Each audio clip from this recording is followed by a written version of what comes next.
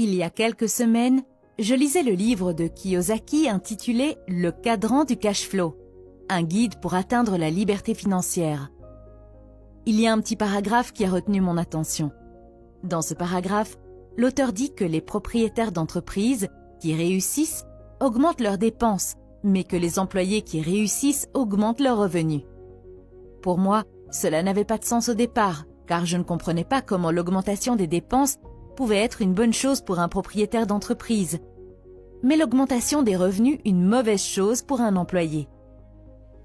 Je vais vous expliquer la raison dans les minutes qui suivent, mais laissez-moi d'abord vous dire que si vous avez lu les livres de Kiyosaki, vous savez probablement que la plupart de ces livres répètent les mêmes informations encore et encore. Il donne généralement 80% de graisse et 20% de viande à ses lecteurs. En d'autres termes, 20% des informations sont généralement nouvelles et le reste est répétitif.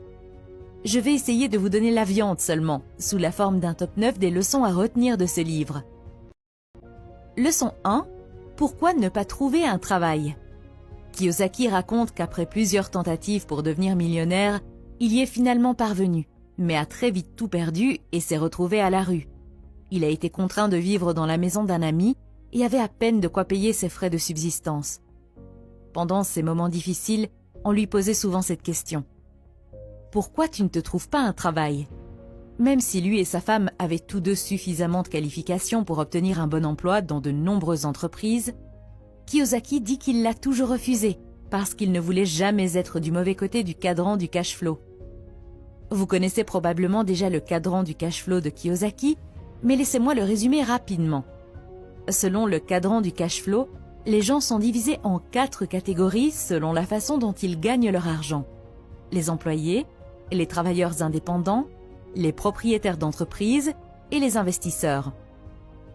L'auteur pense que c'est un mauvais choix d'être du côté gauche du cadran du cash flow parce que de ce côté, vous devez travailler dur et payer des impôts élevés.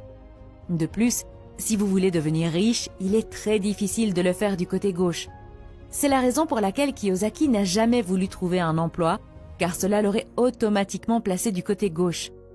Du côté droit, les propriétaires d'entreprises et les investisseurs paient très peu d'impôts, voire aucun, car la loi leur permet de dépenser en premier et de payer des impôts sur ce qui reste. C'est tout le contraire des employés qui paient d'abord des impôts et vivent avec ce qui reste. Kiyosaki affirme que les propriétaires d'entreprises qui réussissent augmentent leurs dépenses, mais que les employés qui réussissent augmentent leurs revenus. Comme je l'ai dit au début de la vidéo, cela n'avait pas de sens pour moi au début. La raison en est que si vous voulez augmenter vos revenus en tant que salarié, vous devez travailler très dur.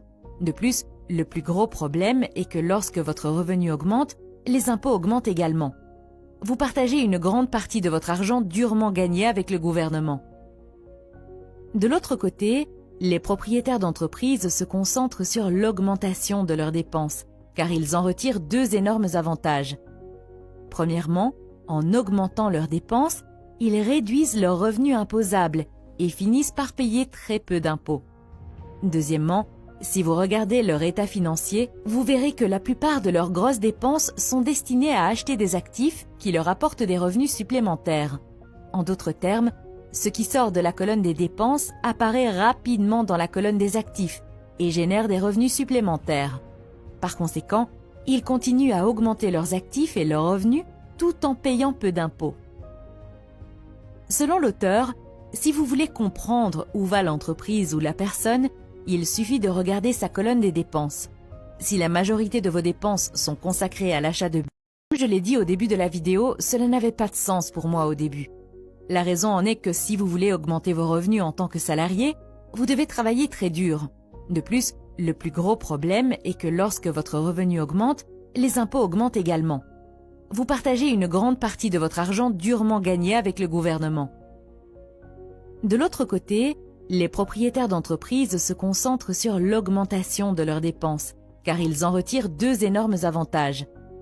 Premièrement, en augmentant leurs dépenses, ils réduisent leurs revenus imposables et finissent par payer très peu d'impôts. Deuxièmement, si vous regardez leur état financier, vous verrez que la plupart de leurs grosses dépenses sont destinées à acheter des actifs qui leur apportent des revenus supplémentaires. En d'autres termes, Ce qui sort de la colonne des dépenses apparaît rapidement dans la colonne des actifs et génère des revenus supplémentaires. Par conséquent, ils continuent à augmenter leurs actifs et leurs revenus tout en payant peu d'impôts. Selon l'auteur, si vous voulez comprendre où va l'entreprise ou la personne, il suffit de regarder sa colonne des dépenses. Si la majorité de vos dépenses sont consacrées à l'achat de biens, tels que la télévision ou le téléphone, vous envoyez vos soldats dans une guerre où vous savez qu'ils seront tués. D'un autre côté, si vos dépenses sont dirigées vers l'achat d'actifs, vous envoyez vos soldats capturer d'autres soldats pour votre armée qui, en retour, travailleront dur pour capturer d'autres soldats. Si vous êtes suffisamment discipliné, ce processus peut transformer votre petite armée en un empire. Kiyosaki raconte qu'un jour, un journaliste lui a demandé combien il avait gagné l'année dernière et combien il avait payé d'impôts. Lorsqu'il a répondu qu'il avait gagné $1 million et qu'il n'avait payé aucun impôt, le journaliste n'a tout simplement pas compris comment cela était possible. Après quelques jours, le journaliste a publié un article intitulé « Un millionnaire gagne des millions mais ne paie pas d'impôts ». Le journaliste pensait qu'il faisait quelque chose d'illégal, mais en réalité, il ne faisait que suivre la loi. De nos jours, il est beaucoup plus facile de devenir riche légalement que d'essayer des moyens illégaux. Il serait stupide d'essayer quelque chose d'illégal alors qu'il existe de nombreux moyens légaux et faciles. Si vous voulez passer du côté gauche au côté droit, vous devez comprendre que chaque cadran est comme un pays différent où les gens parlent des langues différentes. Avant de vous déplacer, vous devez vous éduquer et apprendre la langue de ce cadran.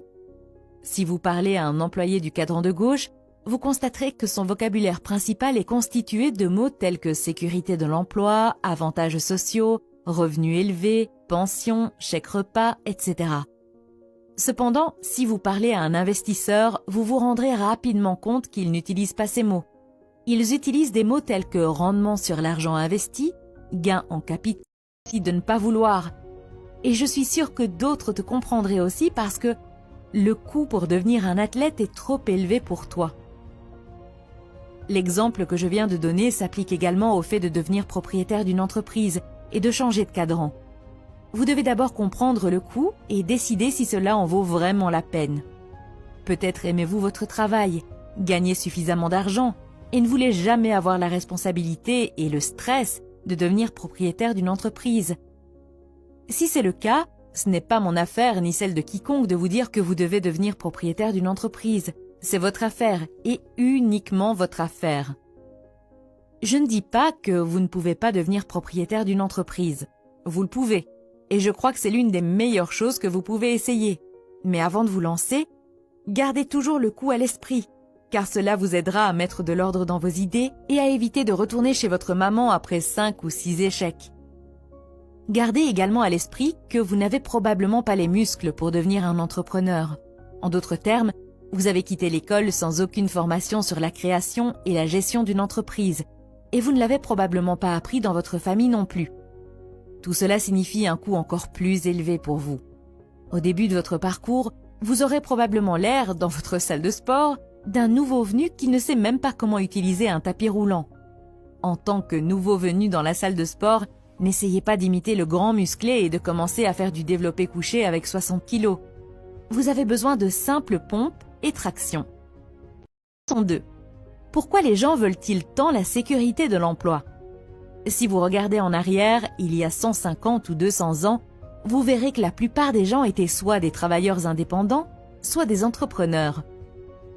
Le grand-père de votre grand-père avait probablement une ferme et il travaillait pour lui-même, ce qui signifie qu'il était indépendant. Ou peut-être avait-il un magasin avec quelques employés où il fabriquait et vendait des haches, ce qui signifie qu'il était propriétaire d'une entreprise. Si l'esprit d'entreprise et le travail indépendant étaient si courants dans le passé, que s'est-il passé maintenant que nous sommes si attachés à la sécurité de l'emploi? Selon Kiyosaki, la réponse est simple. Les gens ont été conditionnés socialement et ont subi un lavage de cerveau pour choisir la sécurité de l'emploi plutôt que la liberté. Le lavage de cerveau est tel que les gens ne veulent pas travailler 4 ans pour eux-mêmes, mais sont prêts à travailler pour quelqu'un d'autre pendant 40 ans. Qui leur a enseigné ces choses? Les coupables sont les enseignants, le système scolaire, les multinationales et les médias. La valeur de la sécurité de l'emploi par rapport à la liberté financière est tatouée dans le cerveau des enfants dès leur plus jeune âge. Avez-vous déjà suivi un cours ou même une leçon sur l'éducation financière et la création d'entreprises lorsque vous étiez plus jeune? Bien sûr que non. Au lieu de cela, on vous a appris à suivre le système qui privilégie les bonnes notes par-dessus tout. Le résultat est un employé loyal et compétent qui ne peut pas penser par lui-même. Aujourd'hui, de nombreux étudiants sont encouragés à contracter des prêts et à étudier dans des universités prestigieuses. Après avoir réussi à payer leurs prêts étudiants, ils auront l'occasion de commencer à épargner pour leur avenir financier. Mais la réalité est qu'on ne leur apprend pas à épargner. On leur apprend à dépenser et à emprunter. Comme ils se sont privés pendant plusieurs années pour rembourser leurs prêts étudiants, ils commencent à acheter des maisons, des gadgets, des articles de luxe, des nouveaux vêtements, des meubles et des voitures dès qu'ils ont un peu d'argent. Assez rapidement, ils sont pris au piège de la dette, se marient et ont un mariage coûteux. À partir de là, les choses commencent à se gâter et le couple s'endette encore plus. C'est à ce moment-là qu'ils commencent à souhaiter avoir une éducation financière. C'est aussi le moment où ils réalisent qu'on leur a vendu un faux rêve et qu'ils ont été abusés par le système. Ils reconnaissent que s'ils avaient utilisé l'argent gagné au début de leur carrière pour créer une entreprise ou encore investir, leur situation serait bien meilleure. Selon Kiyosaki, la raison principale pour laquelle la plupart des gens ont des problèmes d'argent est qu'ils n'ont jamais été formés à la science de la gestion du cash flow. On leur a appris à lire, à écrire, à conduire des voitures et à nager, mais pas à gérer leur trésorerie. Sans cette formation. Leçon 3. Je me fiche de votre excellent produit. Parlez-moi de votre système. Très souvent, des amis m'approchent pour me demander de participer à leur nouvelle idée d'entreprise. Ils commencent généralement à parler avec passion de leur produit. Ils parlent de l'unicité de leur produit. Ils disent à quel point il est génial et que personne d'autre ne l'a sur le marché. Après avoir écouté pendant quelques minutes, je m'excuse poliment et je passe mon tour. Car lorsqu'il s'agit de créer une entreprise, le produit est souvent la partie la moins importante. La partie la plus importante est le système et les personnes qui ont de l'expérience dans ce système. Les personnes qui m'approchent habituellement n'ont jamais créé ou géré un système commercial. Le monde est rempli de produits merveilleux qui n'ont jamais été sur les étagères à cause d'un mauvais système. Vous vous dites probablement en ce moment, pourquoi ce type parle-t-il du système et ignore-t-il le produit? Laissez-moi vous poser la question suivante. Pouvez-vous préparer un meilleur hamburger que McDonald's? Vous répondriez probablement oui. La plupart des gens peuvent préparer des hamburgers plus délicieux et meilleurs que McDonald's. Mais ce que la plupart des gens ne peuvent pas faire, c'est créer un meilleur système que McDonald's. Ce qui fait le succès de McDonald's, ce n'est pas son hamburger, c'est son système. C'est le système qui amène la viande de la ferme au centre de la ville où vous l'achetez à bas prix. Leçon 4. Vous ne pouvez pas voir l'argent avec vos yeux. L'argent est vu avec votre esprit. Ce qui est apparent ou évident à l'œil nu n'est pas important lorsqu'il s'agit d'argent. Leçon 4. Vous ne pouvez pas voir l'argent avec vos yeux. L'argent est vu avec votre esprit. Ce qui est apparent ou évident à l'œil nu n'est pas important lorsqu'il s'agit d'argent. La personne moyenne a 95% d'yeux et seulement 5% d'esprit lorsqu'elle investit. Si vous voulez voir l'argent, vous devez entraîner vos yeux à n'être que 5% et votre esprit à être les 95% restants. S'il y avait des tas d'argent dans la rue, les gens courraient pour en prendre le plus possible. C'est parce que leur niveau d'intelligence leur permet de savoir facilement comment voir et saisir ce qui se trouve physiquement devant eux. Malheureusement, lorsqu'il s'agit d'intelligence financière, la plupart des gens ont un QI faible. Pour tirer parti des piles d'argent virtuelles du système financier, il faut un haut niveau d'intelligence financière que la plupart des gens ne possèdent tout simplement pas. Ils n'ont aucune idée de la façon dont ils peuvent saisir l'argent qui se trouve juste devant eux. La clé pour commencer à voir l'argent commence par l'intelligence financière. Par exemple, si un médecin dit « votre systolique est de 120 et votre diastolique de 80 », est-ce bon ou mauvais? Est-ce tout ce que vous avez besoin de savoir pour votre santé? La réponse est évidemment négative, mais c'est un début. C'est la même chose que de dire « le ratio PE de mon action est de 12 ». Est-ce tout ce que j'ai besoin de savoir pour ma richesse? Là encore, la réponse est non, mais c'est un début. L'intelligence financière commence par l'alphabétisation financière, et l'alphabétisation financière commence par la compréhension des mots et des chiffres financiers. Kiyosaki dit qu'il n'est pas d'accord avec ceux qui disent « il faut de l'argent pour faire de l'argent ». Selon lui, la capacité de gagner de l'argent sans argent commence par la compréhension du langage de l'argent. Comme disait toujours le père riche, si l'argent n'est pas d'abord dans votre tête, il ne collera pas à vos mains. Si vous voulez augmenter votre intelligence financière, l'auteur recommande de jouer le jeu du cash flow. Je ne peux pas dire s'il s'agit d'une fraude ou non, mais j'ai trouvé son jeu très utile.